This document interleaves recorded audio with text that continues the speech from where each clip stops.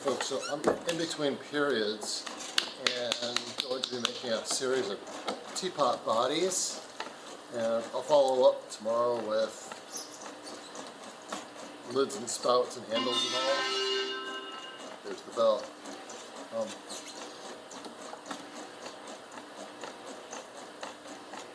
I was in the process of thinking about a new series of teapots and visited a fellow potter up in northwest Connecticut named Will Talbot, and he gave me the idea of making teapot spouts that have a horizontally ovaled spout mouth.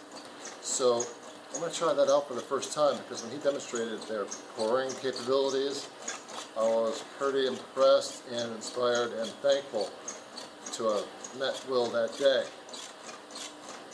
So as far as making these teapot bodies, I'm kind of trying to zero in on a general solution. And every time I do a series of pieces, no matter what it is, you come across a certain sequence or way of approaching, making the form you're shooting for, and then also responding to the clay that you're using. And in this case, it's a mix of porcelain and stoneware, and it throws really beautifully. I found that I like to put slip over it in the wood kiln, and I've been using red art a fair amount because we've been reduction cooling, and the high iron seems to really like that process. So I'm finding that I'm throwing more with the side of my pointer finger on the inside to draw the clay up.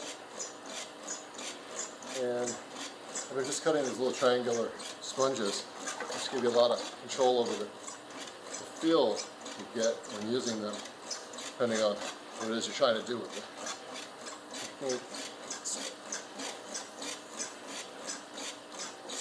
Beginning to give a little volume at about the 2/3 point. I'll turn and come inward toward the top.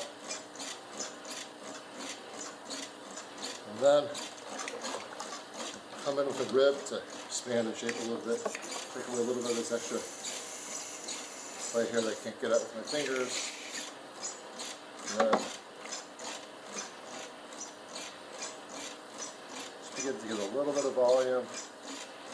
And around the 2/3 point, make that turn back in. And then remove that water on the inside, And then collar, 6-point collar. Just going to continue that from line in a little bit. Then begin preparing for the gallery.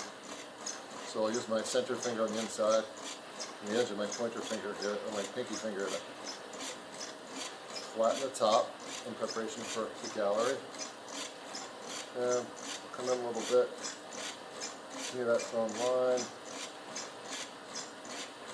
and wet it, and then come down with the finger to create the gallery. And then I'll use my nail on the pinky, kind of crisp up that edge and make sure that column is clear and crisp. And then I point the gallery floor down, because when I refine this section here, it always lifts back up, so I try to overcompensate by pointing it down. Using my thumbnail to bring in and define that lip, rim, and a thumbnail to add a little bit of texture. Try to get right in there and make that a really subtle transition.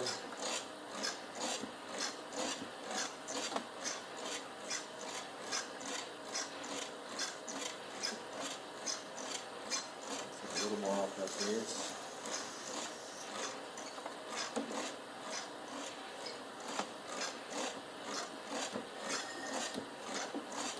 And then I left the floor thick enough to carve a foot into, turn a foot into.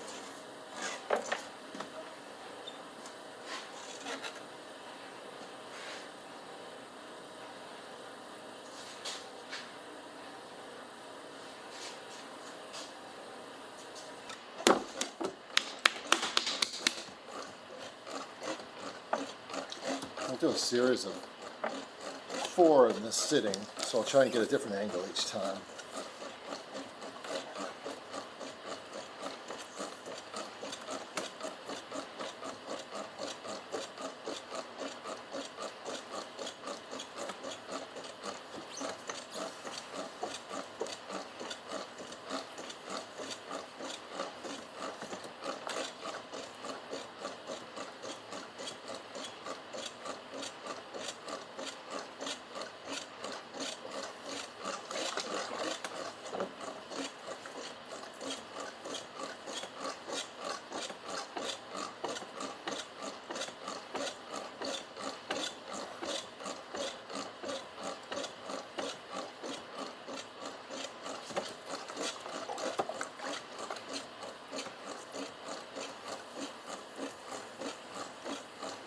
Kind of holding my ground with the outside finger and applying the pressure from within.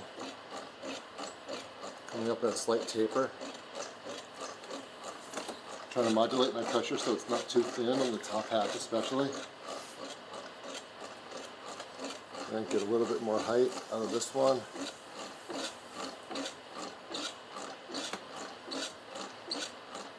Ease off, follow through.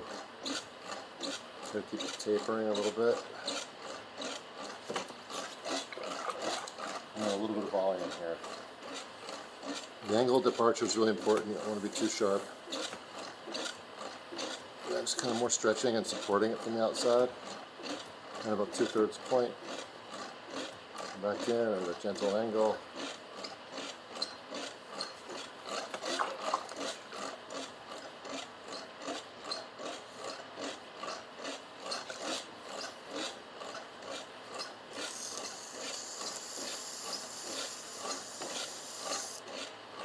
I'm using a new rail tool here with a little bit longer blade to it. I find it to be pretty handy. Okay, so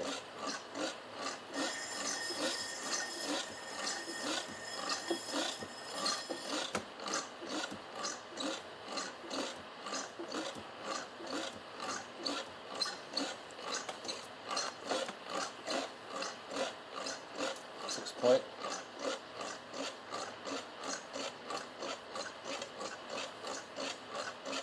And begin forming the gallery by laying it over, supporting it from the underside. Let the clay know there's going to be a lip here, a little pressure from the inside, underside, and then wet it a little bit, and then just straight down with the fingertip.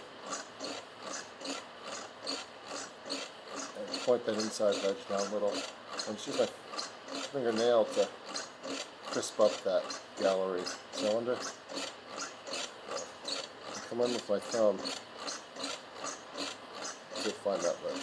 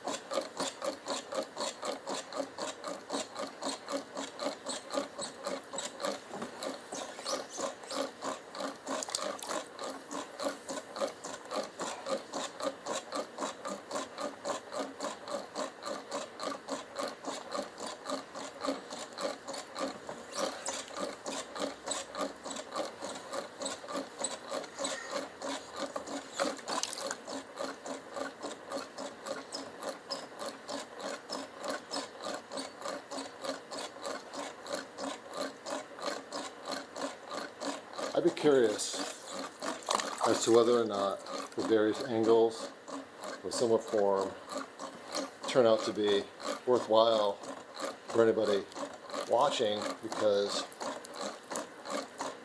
you know, I'm happy to stick with a particular angle that seems to work. I'm curious as to whether or not the repetition is helpful and the different angles. I'm assuming it would be helpful because I know it is for students, and I'll use these videos for reinforcers for the units for kids, especially like if a kid misses a day or maybe misses a demonstration or just needs a reinforcement. They're definitely handy for that. But from an adult perspective, I'd be curious.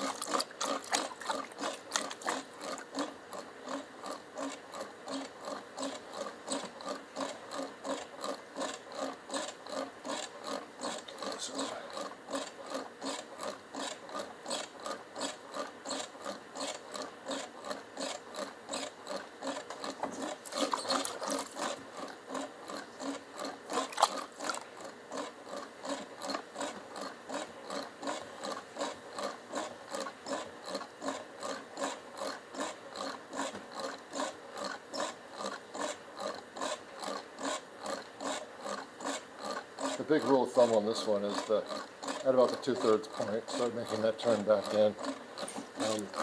It's helped with the consistency on this.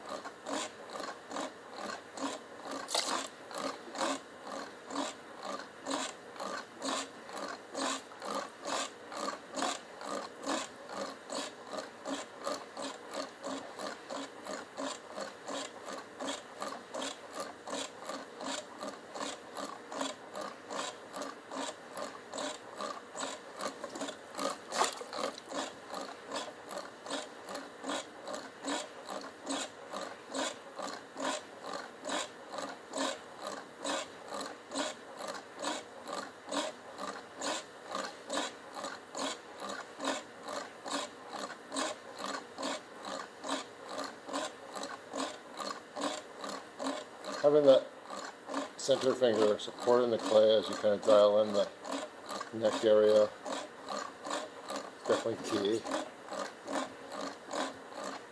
Anytime you can support the clay, it's good.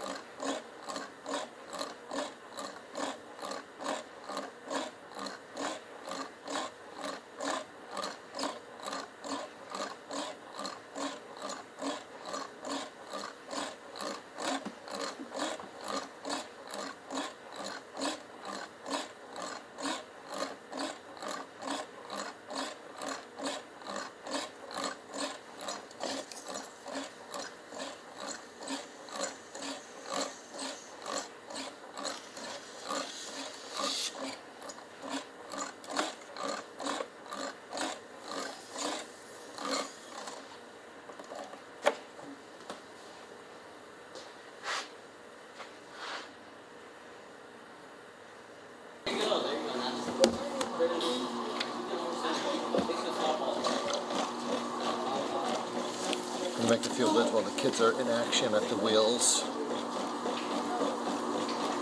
We'll practice before I invite them over for a demo.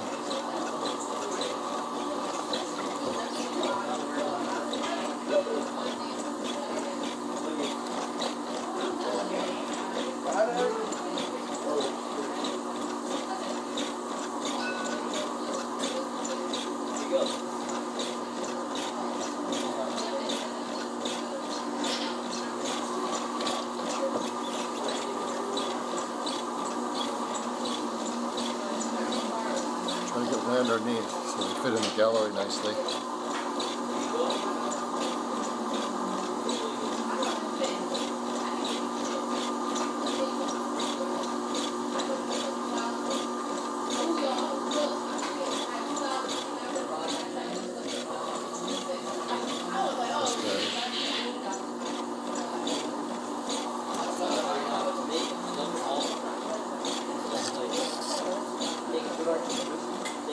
No, you're not going to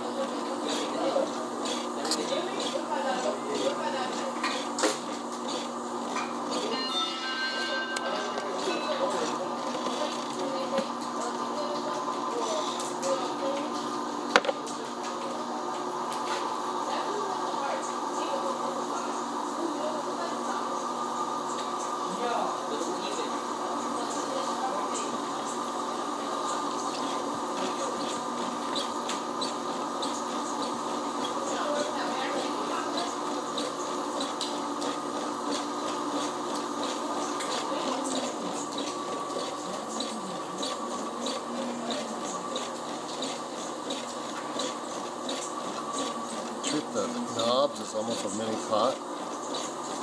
Curve of beauty in there.